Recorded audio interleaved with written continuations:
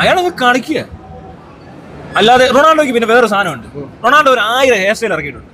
ഇവിടെ വെട്ടി വെക്കും, ഇവിടെ പൊക്കി വെക്കും. മേക്കപ്പ് ചെയ്തതിന് ശേഷം വരുന്ന ആളുകൾ, മേക്കപ്പ് എന്ന് പറഞ്ഞാൽ മേക്ക് ഓവർ ചെയ്ത് കളിക്കാൻ വരുന്നവനാ.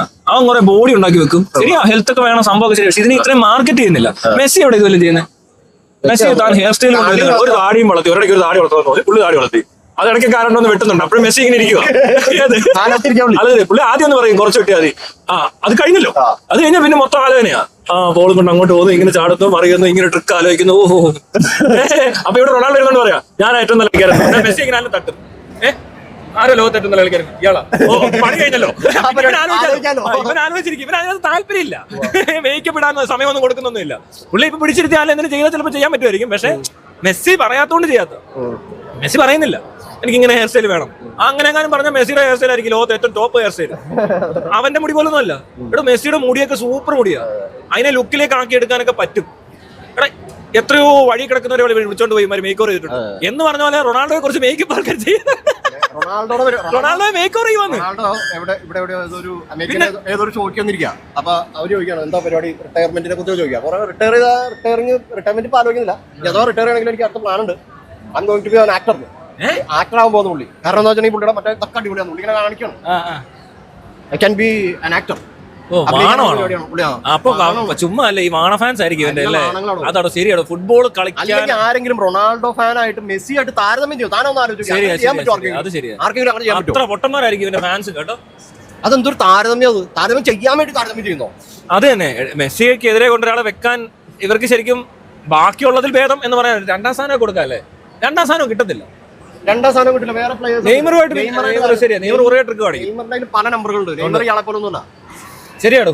ആരായിട്ട് താരതമ്യം ചെയ്യാൻ? ഇതെന്താ മീഡിയ ഹൈപ്പ് കൊടുത്തുണ്ടാക്കിക്കൊണ്ട് വരുന്ന ഒരു സാധനം ഇത്. അതിനാണ് ഇവന് കൊക്കക്കോള മാറ്റി വെക്കുന്നു, വെള്ളം എടുക്കുക വെക്കുന്നു. ഇവൻ എന്ന് വെച്ചാൽ ആര്? ഇയാളെ നന്മയൊക്കെ പറയും. അയാള് നന്മയുള്ള ഭയങ്കര നന്മയുള്ള ആളാണ്. അപ്പൊ ഗാന്ധിജി ഉണ്ടെന്ന് ഊമ്പാനാ.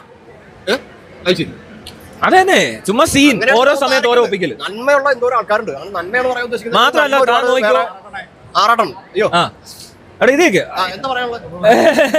എടാ വേറെ സാധനങ്ങളുണ്ട്. മീഡിയ ഇതുപോലെ ഹൈപ്പ്. പല പോസ്റ്റില്, പല attire, costume, hair style, makeup, ചടങ്ങുകള്, ഇതെല്ലാം കൂടുതലുള്ളത് റൊണാൾഡോയ്ക്കാണ്. റൊണാൾഡോ കുറച്ച് ആഡ് പ്രൊമോട്ട് ചെയ്യുന്നുണ്ട് ശരിക്കും പറഞ്ഞാൽ. മെസ്സിയെ കൊണ്ട് ആകെ പറ്റുന്നത് ആ അർജന്റീന വേഷമോ മറ്റേ മാഡ്രിഡോ എവിടെ അവൻ കളിക്കുന്നത്? മാഞ്ചസ്റ്ററോ? അല്ല ഇപ്പൊ കളിക്കുന്നത് ഇവിടെ അല്ലേ?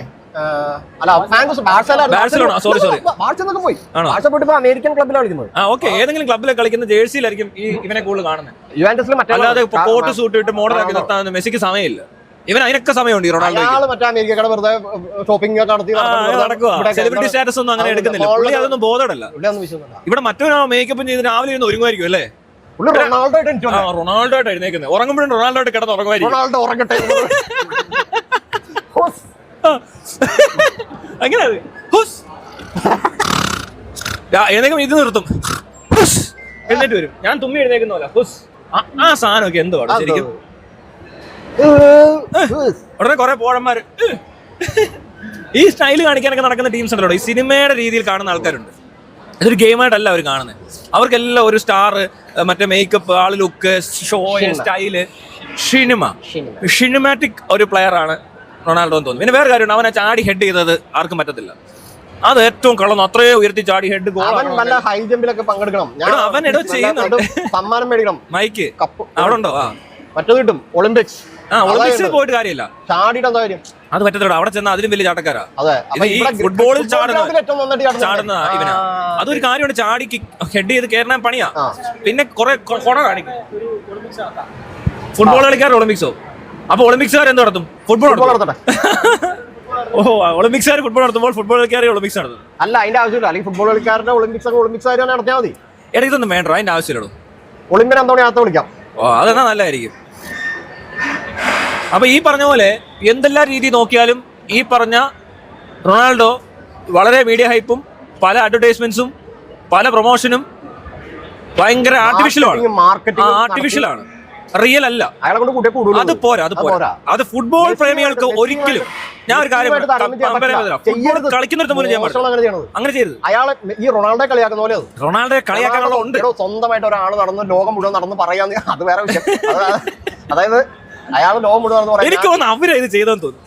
ഈ റൊണാൾഡോ നോക്കിയേക്കാന്ന് കരുതിയായിരിക്കും മെസ്സിയായിട്ട് കമ്പയർ ചെയ്ത്. അപ്പോഴല്ലേ ഇവനെ താന്നു പോകത്തുള്ളൂ.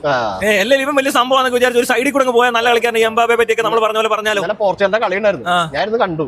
എന്താ എങ്ങനെയുണ്ട് പന്ത് തൊടാൻ അയാൾ 2 കിഡിലൻ ഓപ്പർച്യൂണിറ്റി 2-3 കണ്ടിട്ട് ഓപ്പർച്യൂണിറ്റി അടിച്ച് പുറത്തേക്ക് അടിയോ.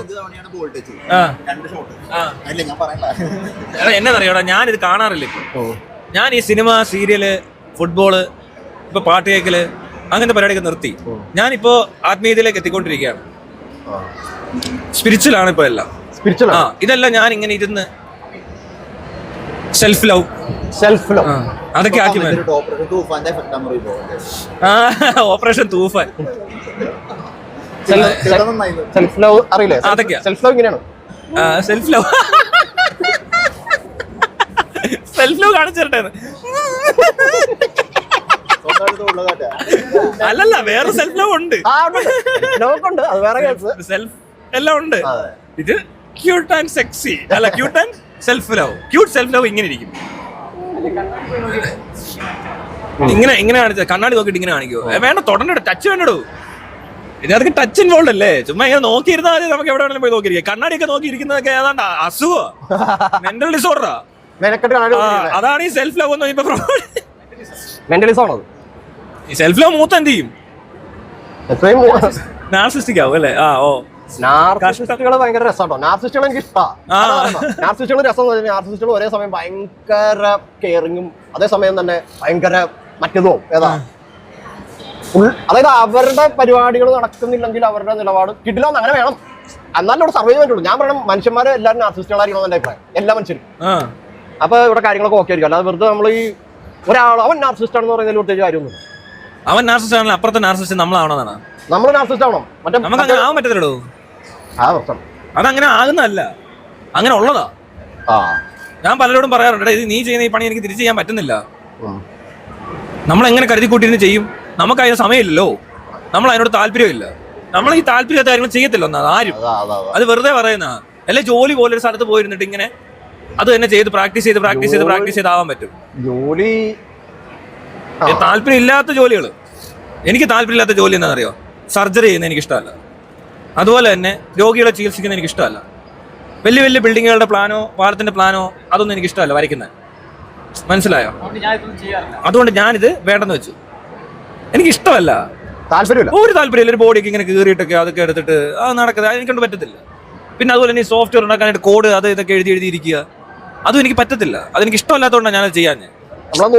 അതിന്റെ ആവശ്യമില്ല. നമുക്ക് ഇഷ്ടമല്ലാത്ത ജോലി നമ്മൾ ചെയ്യൂ. ബിൽഡിംഗ് പണി ചെയ്യുക.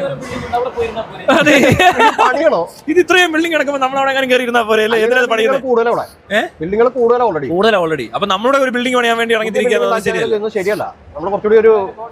അതുപോലെ തന്നെ ഒത്തിരി രോഗങ്ങളുണ്ട്, രോഗികളെ ചികിത്സിക്കാൻ ഡോക്ടർമാർക്ക്. ഇനി ഞാനിവിടെ ഇറങ്ങി പുതിയ രോഗങ്ങൾ കണ്ടുപിടിച്ച് അതിന് ചികിത്സ ഉണ്ടാക്കുക എന്ന് പറയുന്നത് ശരിയല്ല. പല രോഗങ്ങളൂടെ കണ്ടുപിടിക്കുന്ന പ്രശ്നം അതേന്നേ. ഇതൊന്നും കണ്ടുപിടിച്ചില്ല എന്നെങ്കിലോ ആൾക്കാരൊക്കെ മരിച്ചു പോയേനെ. ഒരു കുഴപ്പമുണ്ടാവില്ല. അങ്ങനെ ഒരു രോഗം ഉണ്ടെന്ന് പോലും അറിയില്ലല്ലോ. ഇല്ലല്ലോ. ഇതൊക്കെ കണ്ടുപിടിച്ച് ഇതൊക്കെ ഈ മാഫിയയുടെ പരിപാടിയാണ്. അതിനൊരു മരുന്നുണ്ടാക്കി അവര് നമുക്ക് ഇതൊന്നും അറിയത്തില്ല. കാലത്ത് ഒരു പ്രശ്നമില്ലാന്നോ. അല്ല 10-30 വയസ്സാകുമ്പോൾ മരിച്ചു. ഇത് പിന്നെയും കിടന്ന് കഷ്ടപ്പെട്ടു. ഇത് എനിക്ക് ഒന്ന് പണിയെടുപ്പിക്കാൻ വേണ്ടിയിട്ട് കോർപ്പറേറ്റുകൾ ചെയ്ത പണിയാൻ തോന്നുന്നു. അതായത് കൂടുതൽ പണം ഉണ്ടാക്കാൻ പറ്റും, ആൾക്കാർ ആയുസ് നീട്ടി കിട്ടി. നമ്മളെ കോർപ്പറേറ്റ് ചെയ്യാൻ വേണ്ടിയാണോ? അത് തന്നെ, നമ്മളെ കോർപ്പറേറ്റ് ചെയ്യാൻ വേണ്ടിട്ടേ. അപ്പൊ കോർപ്പറേറ്റുകൾ എന്ത് തീരുമാനിച്ചു? ഒരുപാട് നാള് മനുഷ്യൻ ജീവിച്ചിരുന്നാലേ കൂടുതൽ ആൾക്കാരെ കൊണ്ട് തൊഴിലെടുപ്പിക്കാൻ പറ്റത്തുള്ളൂ. അപ്പൊ എന്ത് ചെയ്തു? മരുന്നുകൾ കണ്ടുപിടിച്ച്, എന്നിട്ട് ആ മരുന്നുകൾ തീറ്റിച്ച്, അത് കഴിഞ്ഞ് അവർ പറയുന്ന പോലൊക്കെ നടക്കാനിരിക്കാനൊക്കെ ആക്കിയെടുത്ത്. ഇങ്ങനെ ചിലർ പറയുന്നുണ്ട് കേട്ടോ ഇവിടെ. അതായത് രാവിലെ എഴുന്നേൽക്കുന്നതും വൈകുന്നേരം 3 നേരം ആഹാരം കഴിച്ചതും ഒക്കെ കോർപ്പറേറ്റ്സിന്റെ രീതിയിലേക്ക് എത്തിക്കാൻ വേണ്ടിയിട്ടാണ്. അങ്ങനെ വന്നതുകൊണ്ട് ആയുസ് നീട്ടി കിട്ടി. അപ്പൊ ആയുസ് നീട്ടും തോറും നമ്മൾ പണിയെടുത്തോണ്ടിരിക്കും, നമ്മുടെ ആവശ്യങ്ങൾ കൂടിക്കൊണ്ടിരിക്കും. പിന്നീട് ആയുസ് നീട്ടാൻ കിട്ടാൻ വേണ്ടി വീണ്ടും പഠിച്ച് മരുന്നുകൾ കൂട്ടി വീണ്ടും ആയുസ് നീട്ടിക്കൊണ്ടിരിക്കുക, ആരോഗ്യം നിലനിർത്തിക്കൊണ്ടിരിക്കുക. എന്തിനാ? കോർപ്പറേറ്റുകൾക്ക് പണിയെടുപ്പിക്കാൻ. അല്ലാതെ ഇയാൾക്ക് പ്രത്യേകിച്ച് സുഖമൊന്നും ഇല്ല. ഇത് കഴിച്ചിട്ട് ഇത്രയും, ബാക്കിയെല്ലാം വേണ്ടാത്ത കാര്യങ്ങളാ. പണിയെടുപ്പിക്കൽ മാത്രം. പണിയെടുക്കാതെ എങ്ങനെ ജീവിക്കാം എന്നാരെങ്കിലും നിശ്ചയിച്ച് ഉറപ്പിച്ചിട്ടുണ്ടെങ്കിൽ അയാൾ ഇത് പറയും. അതിന്റെ ആർഗ്യുമെന്റ് പറയാം. വേറെ ആർഗ്യുമെന്റ് ഉണ്ട് അതിന്. ഈ വേറൊരു സാധനം കേട്ടിട്ടുള്ള ഇങ്ങനെയാണ്. അതായത് കേട്ടിട്ടുള്ളതാണ്ടോ എന്റെ അഭിപ്രായം എന്ന് പറഞ്ഞിട്ട് എന്റെ മുഖത്തോട്ട് കയറാൻ വരരുത്. അതായത് ഈ കോർപ്പറേറ്റുകളുടെ കാര്യം പറയുമ്പോഴേ, ഇവിടുത്തെ ഈ നമ്മൾ ഈ കാണുന്ന ഇവിടെ നമ്മൾ ഈ നമുക്കറിയാവുന്ന കോർപ്പറേറ്റുകൾ ഉണ്ടല്ലോ, അല്ലെങ്കിൽ ഞാൻ അവിടെ പോകണില്ല, വേണ്ട, എന്നാലും പറഞ്ഞു കോർപ്പറേറ്റുകൾ നമുക്കറിയാവുന്ന എലോൺ മസ്ക് വരെ എന്തോ ലോകത്തിലെ ആദ്യത്തെ ട്രില്യണറാണ്. ലൈക് അത്രയും കൂടുതൽ പൈസ ഉണ്ടാക്കിയ വേറെ ആരും ഇല്ല.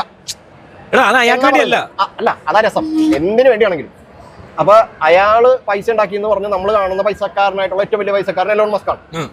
നമുക്കറിയാം ഏറ്റവും വലിയ പൈസക്കാരൻ അയാളല്ല. അത് നമുക്കറിയാം. അപ്പൊ പണം ഉണ്ടെങ്കിൽ ഓക്കെ, സിമ്പിൾ ആയിട്ട് നമുക്ക് കൺക്ലൂഡ് ചെയ്യാം. എങ്ങനെ പറയാം, അപ്പൊ പ്രാദേശിക ഇന്ത്യയില് അദാനിക്ക് ഗവൺമെന്റിലുള്ള അധികാരം എത്രത്തോളം ഉണ്ട് എന്നുള്ളത് അറിയാലോ, ഗവൺമെന്റിലുള്ള ഒരു ഇൻഫ്ലുവൻസ്. അതുപോലെ ലോകത്ത് എവിടെ ചെന്നാലും പണമുള്ളവന്, കാശ് കയ്യിലുള്ളവന് ഗവൺമെന്റില് ഇൻഫ്ലുവൻസ് ഉണ്ടാവും. അത് ലോകത്ത് എവിടെയാണെങ്കിലും ഉണ്ടാവും. അപ്പൊ അങ്ങനെ ഇൻഫ്ലുവൻസ് ഉള്ള ആളുകൾ ലോകത്ത് വേറെ ഉണ്ട്. വലിയ കൊമ്പന്മാര് ഒളിച്ചിരിപ്പുണ്ട്. അവർക്ക് ഈ സാധനം പ്രത്യേക രീതിയിൽ റൺ ചെയ്യേണ്ടതുണ്ട്. ഈ ബിസിനസ്സുകൾ മുഴുവൻ ഇവരുടെ കയ്യിലിരിക്കുന്നതാണ്. അപ്പൊ പിന്നെ അവരത് പ്രത്യേക രീതിയിൽ സെറ്റ് ചെയ്ത് വിടുന്നതിന് ഒന്നും ചെയ്യാനൊന്നും പറ്റുന്നില്ല. നല്ല രീതിയിലത്തെ സെറ്റിംഗ് ആയതുകൊണ്ടാണല്ലോ അയാളുടെ അത്രയും പൈസ വരുന്നതും വലിയ കാര്യങ്ങൾ ചെയ്യാൻ പറ്റുന്നതും. അതല്ല ഞാൻ പറഞ്ഞത്. പൈസ കൂടുതൽ ഉണ്ടാകുന്ന ഒരാള് സ്വരുക്കൂട്ടി വെക്കാതിരുന്നാ മതി. മനസ്സിലായോ? അത് നല്ലതാ, ഡെവലപ്മെന്റ് അല്ലേ ചെയ്യുന്നുള്ളൂ. അല്ലാതെ അയാൾ ഒരുപാട് പേരെ കൊന്നിട്ട് അവരുടെ കിഡ്നി ലിവറും വിറ്റിട്ട്. അല്ല, അപ്പൊ ഈ കോവിഡ് വന്നതിനെ കുറിച്ചൊക്കെ വേറെ കോവിഡ് വന്നു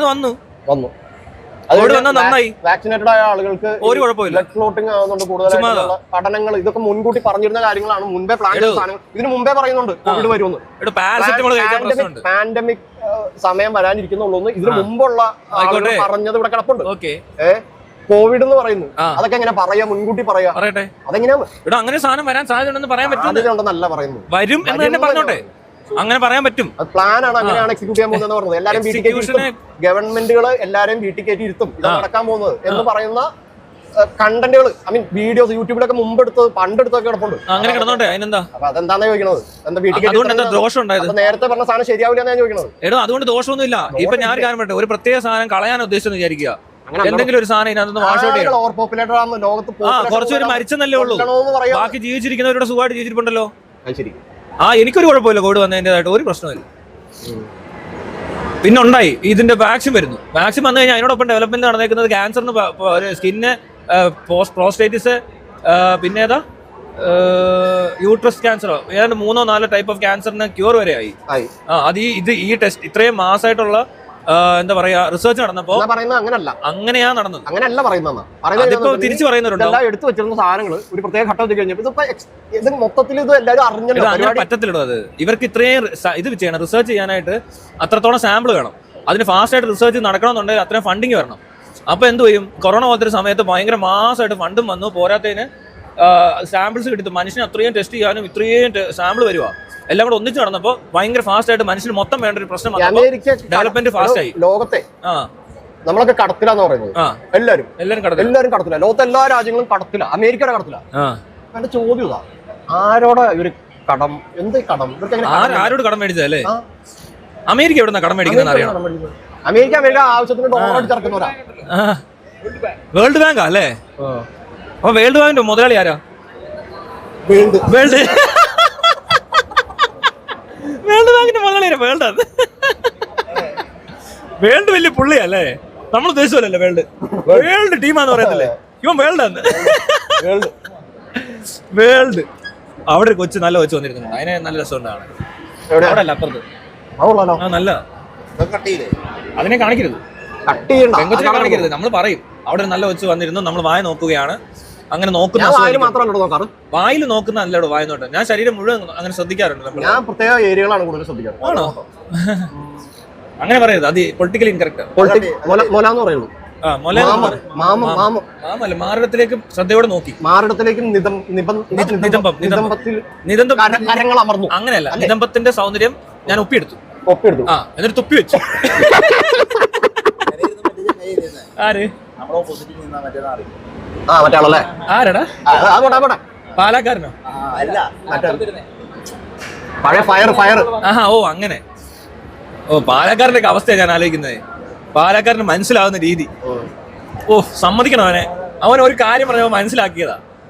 ഞാൻ ഇതിലും ബെറ്റർ ആയിട്ട് ഒരാളെ, നമ്മളവിടെ ഈ ബോഡിയും സെൽഫിയും വിട്ടു, നമ്മൾ ക്രൗഡ് മാനേജ് ചെയ്യുന്നതിനെ പറ്റിയാ പറയുന്നത്, അല്ലാതെ അവിടെ വീഡിയോ എടുക്കുന്നതിനെ പറ്റി അല്ല. അത് മനസ്സിലാക്കാനുള്ള ബുദ്ധി ഇല്ലാത്തതുകൊണ്ട് അവൻ വന്ന് കോമഡി പറയുക. അതുകൊണ്ട് അവനെ ചീത്ത വിളിക്കുന്നത്. എന്താണോ സ്ഥലം ഇല്ലെന്നൊക്കെ പറയാതൊക്കെ അതുകൊണ്ടാണ് നിങ്ങൾ ചെയ്യേണ്ടത്, നിങ്ങൾ അറേഞ്ച് ചെയ്യേണ്ടത് കൃത്യമായിട്ട്.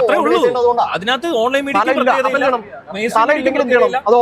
ആൾക്കാർക്കും നമുക്ക് എല്ലാവർക്കും കൂടി ഒരു ദിവസം ഇവരൊന്നും വിളിക്കത്തുള്ളൂ. നമ്മൾ വിളിച്ചു നോക്കുക, ഞങ്ങൾ എല്ലാവരും കൂടെ അവിടെ വരുന്ന ഞാൻ പറഞ്ഞില്ലേ എനിക്ക് ഒറ്റയ്ക്കുള്ളതേ ഉള്ളൂ എന്നത്, അല്ലാതെ അല്ലേ തനിക്കുള്ള പരിപാടി ഉണ്ടാവുള്ളൂ. പക്ഷെ ഇതെന്താ പ്രശ്നം? ആ 8 എണ്ണം അവിടെ 10 എണ്ണത്തിനെ പിടിച്ചിരുത്തിയാലും ചുമ്മാ വേറെ കാര്യമുണ്ട്. ഇയാളുടെ വോയിസ് കുറച്ച് വെച്ചേക്ക. ആ വീഡിയോ എല്ലാവരും കണ്ടു നോക്കിയോ, ഇയാളുടെ വോയിസ് കുറവാ.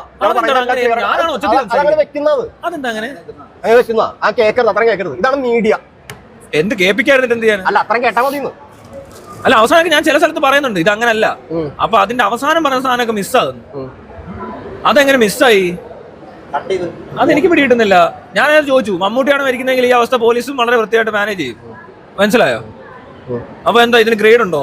ഗ്രേഡ് ഉണ്ട്. ആ അതാ പറഞ്ഞ സലീംകുമാറിന്റെ മോനെ ഗതി വരത്തുള്ളൂ. അവിടെ കിടന്ന് ഉന്തി തള്ളുക. അതും സിനിമയുടെ താല്പര്യമുള്ളവരെല്ലാം നന്ന് ഉന്തി തള്ളിയത് പാർട്ടിക്കാരാ. കോൺഗ്രസ്സുകാർ വന്നതിന്റെ പ്രശ്നമാണ്. മാല ഇടാൻ പോയത് അതിനിടയിൽ അതുകൂടി അങ്ങോട്ട് പോയാൽ പേടിച്ചതിന് മാല ഇടുന്നു.